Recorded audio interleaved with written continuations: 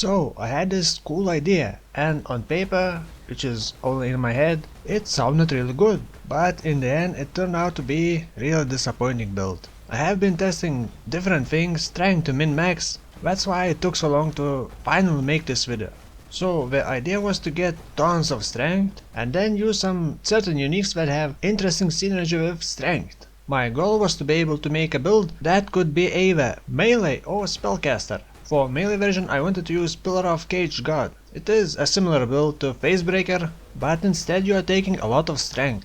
And for caster I would simply use Iron Will, and Iron Will turns all that strength into spell damage. In addition I wanted to use this Dune to Iron Will Scepter. This scepter gives 1% increased damage per 8 strength, and this is for any damage, even poison. So it was supposed to work great with double dipping. So for example, if you have 1600 strength, then divided by 8 and you get 200% increased damage. And because of Iron Will, you get 1% increased spell damage per 5 point of strength. So that is 520% increased spell damage for initial hit and 200% for any double dipping. But in the end it turned out to be weak as spellcaster and as melee. It still works to a certain point, but it's not really that great. So this is not a build guide, it's just some idea. I might still try to make it viable, but at the moment I'm really not enjoying this build anymore. So let's take a quick look at my passive skill tree and items to see how I gained so much strength. This is my passive skill tree, no wait, that's not it. This one. It's really easy to mix these two. As you can see, my passive skill tree is beautiful. Basically I took all the strength, well, nearly all the strength I could, got some jewel slots, took biggest life nodes, area nodes and some leech, and of course resolute technique, and this was for melee build.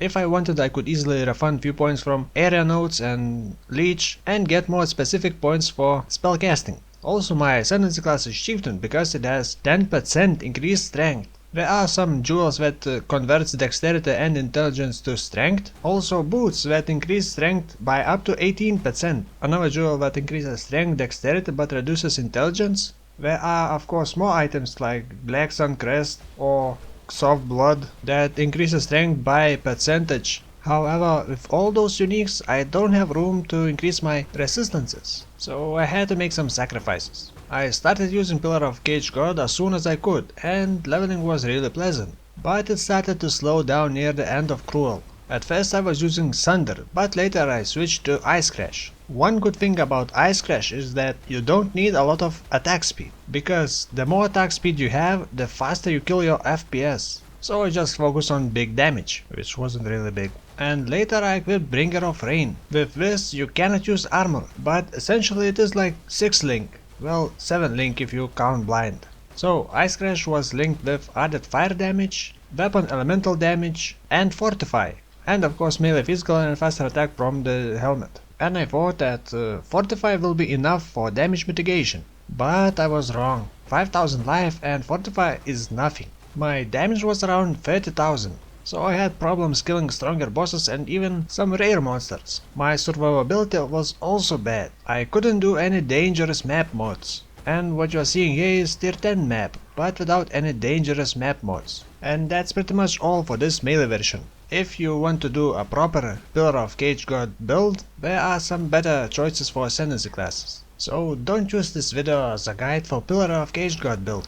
Actually, I should probably do another video for this build, but for caster version. As you can see, in my inventory I have few books to study. Also, maybe someone will suggest something good to make this caster version better, and then I will do another video. Well, for reference I should note something.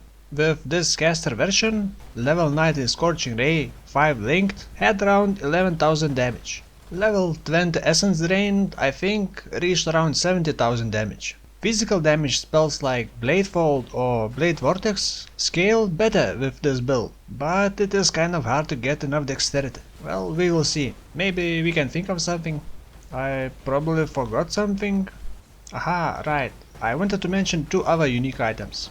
Shaper's Touch Gloves and Geoffrey's Sanctuary Armor. So this build has no energy shield nodes from passive skill tree. However, look at this. I equip those 2 items, cast Discipline, and boom! 3000 energy shield. With better items I'm sure it can be increased to 4 even maybe 5000 energy shield, so you would end up with around 10,000 effective life pool. So that's pretty cool. And I'm done. Stay strong and see you soon.